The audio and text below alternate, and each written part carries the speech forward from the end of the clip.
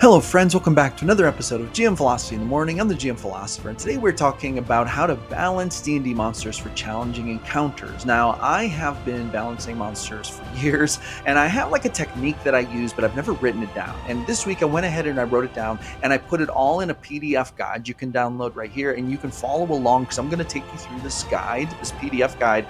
This is going to basically give you everything you need to make sure that you adjust monster damage output and HP based on what your party is using, your player characters, what their HP is, what their damage per round is, and then you can also factor in action economy to really make those monsters very well balanced for the party. Obviously, this may not work 100% for every single situation. You may have to tweak it just a little bit, but this will get you really super close and really help to do a way better job, I think, of balancing monsters in combat than just using like CR ratings. So let's dive into it and get started. And I'm just going to walk you through this guide, and we're going to make it happen. Create those balanced encounters where the monsters actually have good levels of HP so that they don't overwhelm the party, but that they're also a challenge.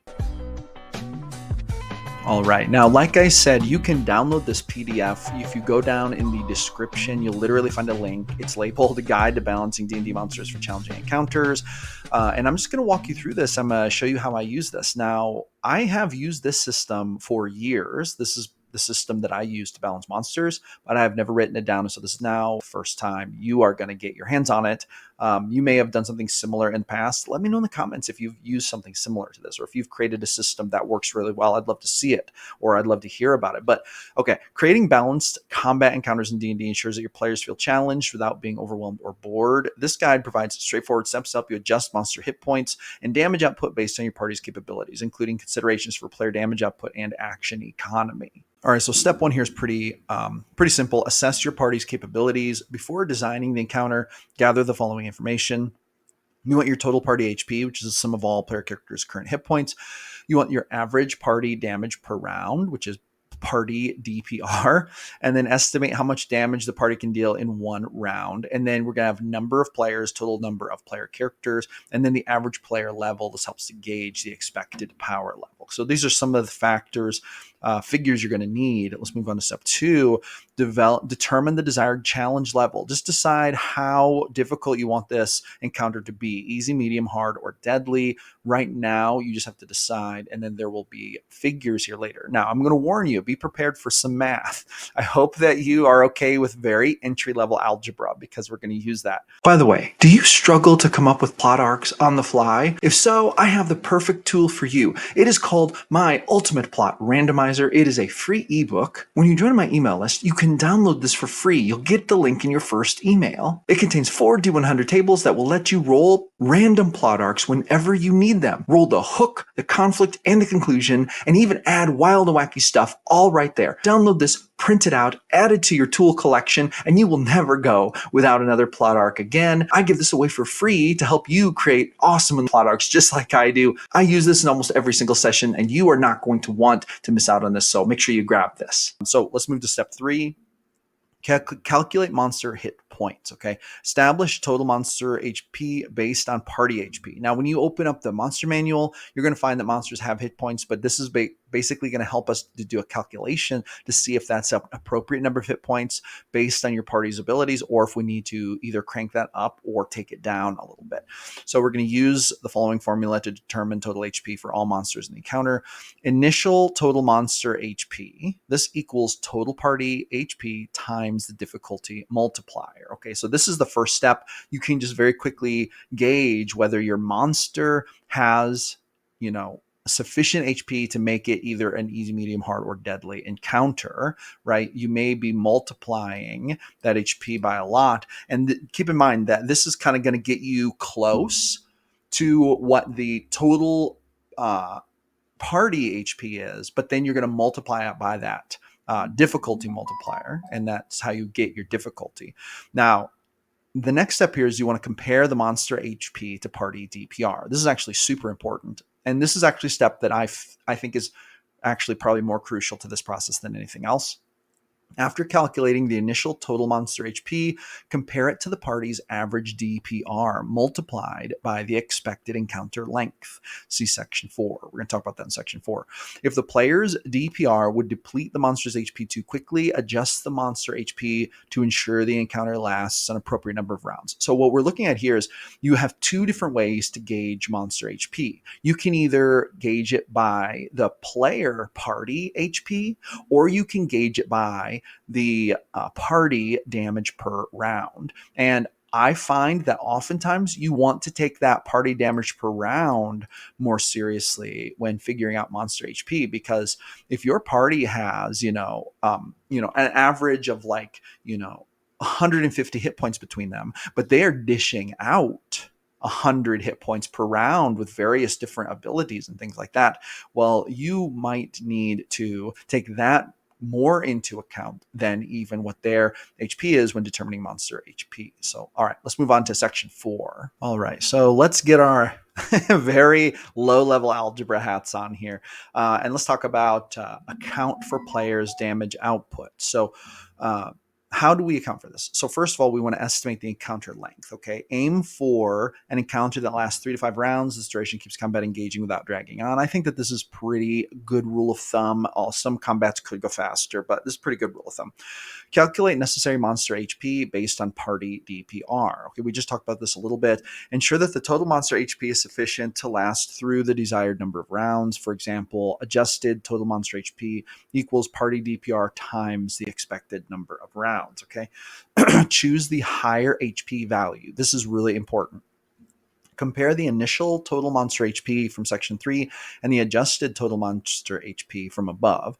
Use the higher value to prevent the encounter from ending too quickly due to high player damage output. I think that this is actually really important. This is especially true of my core group, who generally finds ways to do crazy amounts of damage at very early levels, partly from having magic items and stuff. So this is a really important thing to do. So basically what we're talking about here is, just like I said above, when we're calculating the overall monster HP, what we want to do is take into account which is higher, the player's HP levels or the player's damage per round. We want to pick the higher of those values. Okay. Example, if your party's average DPR is 50 and you want the encounter to last 4 rounds, you go like this: adjusted total monster HP equals 50 times 4, which is 200 HP. And this gives you a pretty good estimate, pretty common sense estimate, actually, really, of HP level for the monster. If the initial total monster HP was calculated as 150, you should use 200 HP instead to match the player's damage output.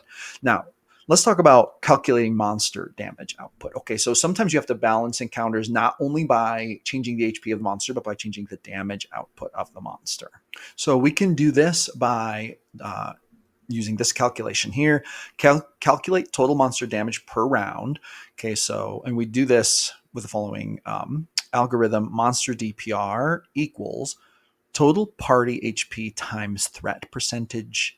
So we multiply those, and then we divide that by expected rounds. And the threat percentages are here, along with the calculated, the decimals for calculations. Example, for a hard encounter over 4 rounds with a party HP of 200, you would want to go monster DPR should equal 200 times the 0.20 for hard, and then you divide that by 4, and that gives you 10 damage per round, which kind of tells you what your average monster the damage per round monster damage output should be.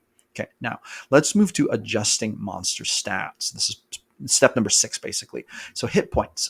For a single monster, assign the total monster hit points to one creature. For multiple monsters, divide the total monster HP among all monsters. Now, action economy comes into this, and that's in section 7, but I'm just letting you know that there's going to be an action economy element to this.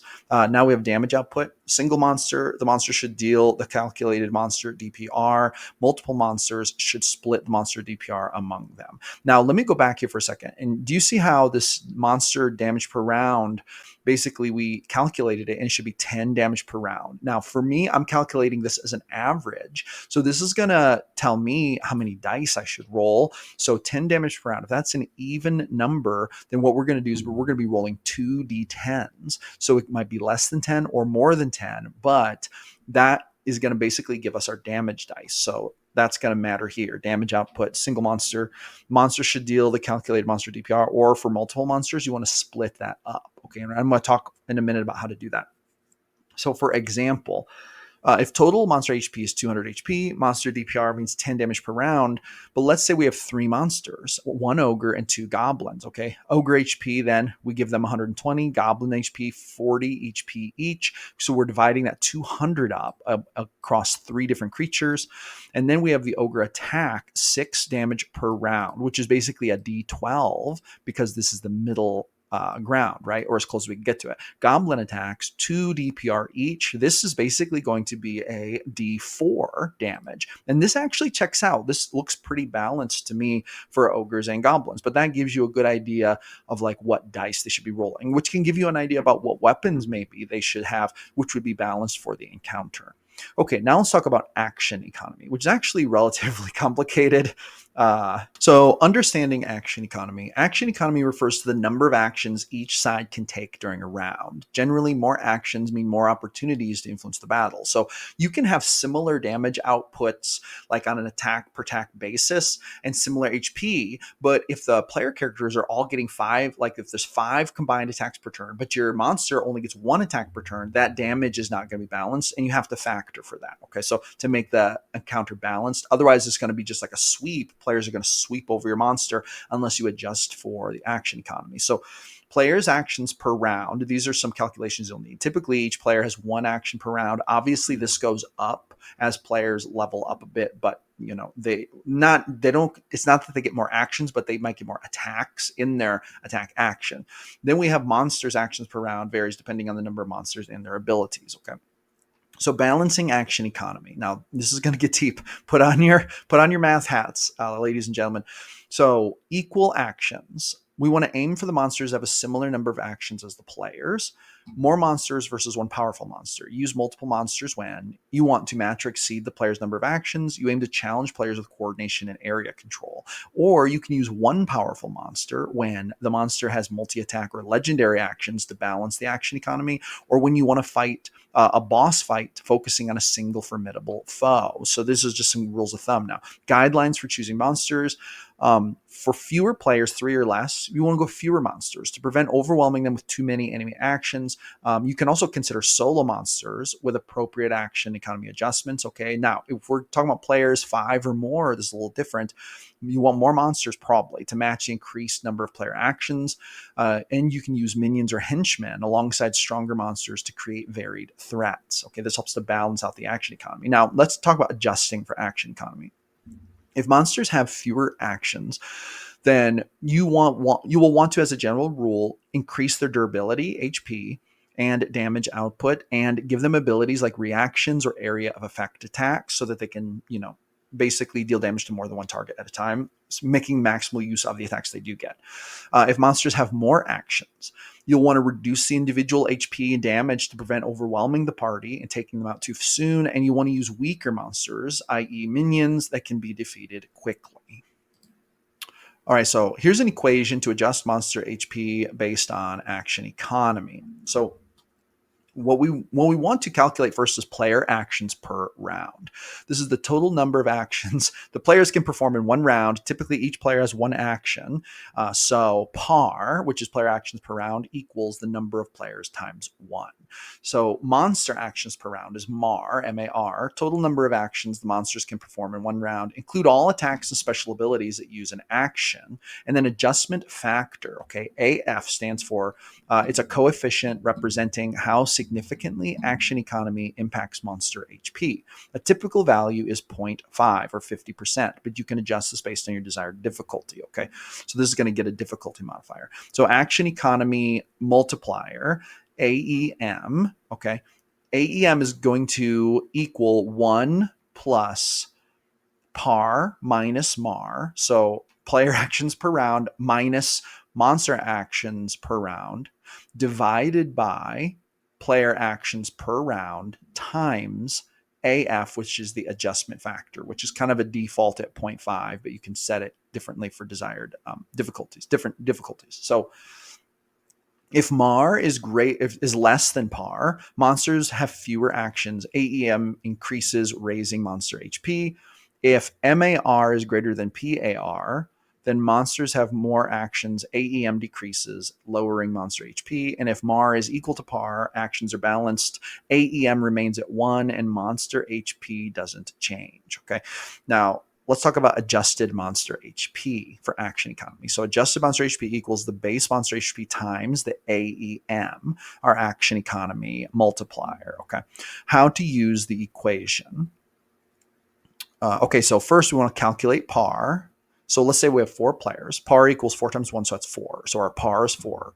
Calculate MAR, monster actions per round. Count the total number of actions all monsters take per round, including multi-attacks and special abilities, and then choose an adjustment factor. Typical value is 0.5. Increase AF to make action economy have a greater impact, or decrease it for less impact. Then we want to calculate AEM, action economy multiplier. So we're going to plug par, MAR, and AF into this equation. Okay. And then we're going to adjust monster HP, multiply the base monster HP by AEM to get the adjusted monster HP. So here's an example scenario. Monsters have fewer actions. Party of 4 players. Par is 4 actions, 1 per player. Monsters, 1 ogre with 1 action per round. That's a MAR of 1 action. So we're talking about 4 players versus 1 ogre. Okay. Now I know that this is a little technical, but bear with me. This is kind of cool. Adjustment factor will be 0.5. So here's what this looks like. AEM equals 1 plus, this is our equation, 4 minus 1 would be 3. And we go 3 divided by 4 times 0.5. This equals 1 plus 3 over 4 times 0.5 equals 1 plus 0.75 times 0.5 equals 1 plus 0.375, and that equals 1.375. So adjusted monster HP. If the base HP of the ogre is 85, which is like typical, then we want to adjust the monster HP like this. The adjusted is 85 times 1.375, which equals 116.9. We round up to 117. The result is we increase the ogre's HP to approximately 117 HP, up from 85, to compensate for the action economy disadvantage. Okay. Now, there's also examples here of when the monsters have more actions, and that'll decrease their HP, right? Going from 7 HP to 5 HP for goblins. And then there's equal actions. And I'm not going to go all through them. Again, you can download this PDF. Just it's in my description. But that is how you calculate it, right? And I know it's a little complicated, but it's actually not that complicated if you just grab your calculator and do the equation real quick. Now, let's talk about some considerations here. Hey, real quick, are you tired of rolling the same old dungeon loot using these same old methods time after time, game after game? Well, I have a solution for you. This is how I roll all of my dungeon loot now. It's a book I created called The Ultimate Dungeon Loot Randomizer. This book contains 10 massive D100 tables full of awesome dungeon loot. Roll on a table for mundane items, slightly magical dungeon items, mundane weapons and armor, magical weapons and armor, individual pieces of treasure, magic scrolls, potions and elixirs, cursed items, forgotten wonders and otherworldly relics, and even full chests of treasure and loot. This book is now available on my Blurb bookstore in 3 different versions. There's a hardcover option, a softcover option that's more affordable, and a super affordable digital ebook option. It's even system agnostic, meaning you can use it with any fantasy TTRPG system, and you can just adapt it to the rule set you're using. Link is in the description. Don't miss out. Grab it today. Multi-attack and abilities include all attacks and significant abilities that consume an action when calculating MAR.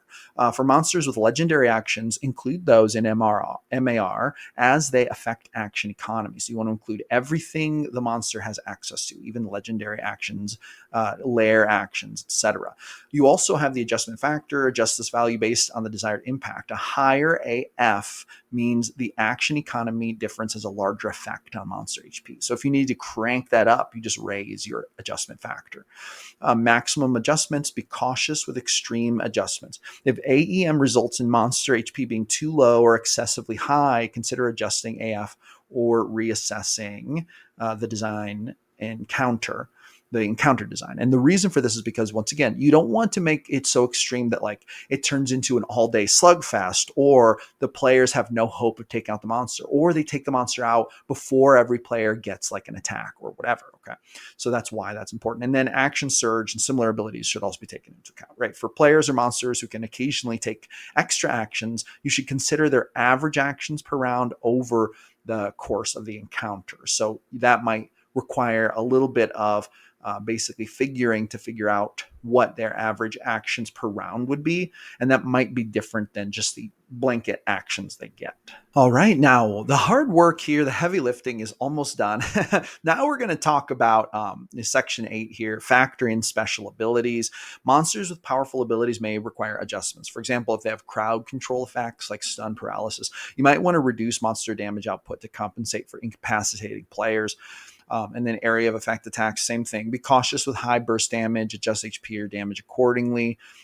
You just want to think about these things. And a lot of times these are just kind of like common sense adjustments. Like you reduce the dice damage by 1 to account for crowd control things. So example, you might take if your ogre is normally rolling a d12, maybe you take that down to a d10 to compensate for the crowd control. That's what I usually do.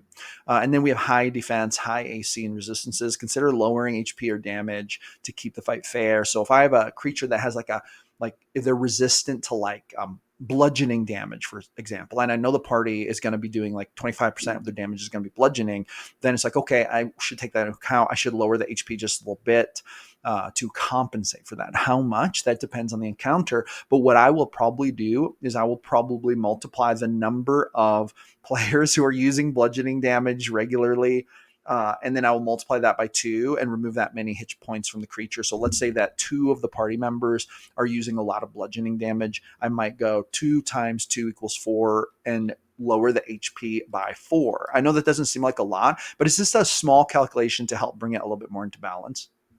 And then adjust on the fly. Be prepared to modify the encounter during play. If it's too easy, you can increase monster aggression or tactics. You can introduce reinforcements if appropriate. You can also use bloodied actions, like you can give the creature boosts when they get to like half health and then down to like 10% health. And if it's too hard, you can have monsters make tactical errors or flee. You can reduce their HP or skip some attacks discreetly, and you can use environmental factors to aid players. Now, this adjusting on the fly business, a lot of sandbox players will look at this and be like, nope, that's no good. You're taking away player agency because you designed this encounter and they need to figure it out. And if you adjust on the fly, that takes away from the fun of them figuring it out and overcoming the challenge. And that takes away from the game. Who wants to play in a combat where there are no consequences? Okay, now that's a little deeper question, but let me just tell you how I look at this. When I say adjust on the fly, I mean very minor adjustments, because I do want to challenge the players. But what I don't want to do is accidentally steamroll the players if I came in with a monster or group of monsters who are not balanced. So again, I'm going to make those small adjustments. Maybe when the monsters go in, and I realize what's going on, I'm going to reduce the damage dice. Instead of rolling d10s, I'm going to very discreetly switch to d8s when I roll damage. Their armor class, maybe I'll bring down their armor class a little bit. Maybe one of the players will score a crit or they'll hit it somehow, and I'll be like, you have put a chink in his armor. You realize that this has reduced his armor class from 18 to 17, right? So I'm not going to just make these big sweeping changes where it just hands the combat over to the party, but I might make a tiny micro adjustments and I'll try to flavor them. One of my favorite things to do is when players roll a crit, I might say, you have hit the creature in the leg and now its movement is halved. Or I might say, it seems that it's getting 1 less attack per turn now, right? So this is like player created. This is a player created thing that players created with their action, hitting the creature, and now they're getting a benefit from it. But at the same time, I'm getting to balance the combat while also using player actions to justify it, which is actually really good and that gives players agency. And I think that is a great way to handle it. So anyway, there we go. And that is going to be all I have to say about this one. Thank you so much for coming back and watching another one of my videos. I'm here every day creating videos about the best game in the world, D&D. And I hope that this will give you some awesome food for thought as you balance those D&D monsters for combat and make your combats epic and awesome. Thank you so much for watching. I will see you awesome people on the next one.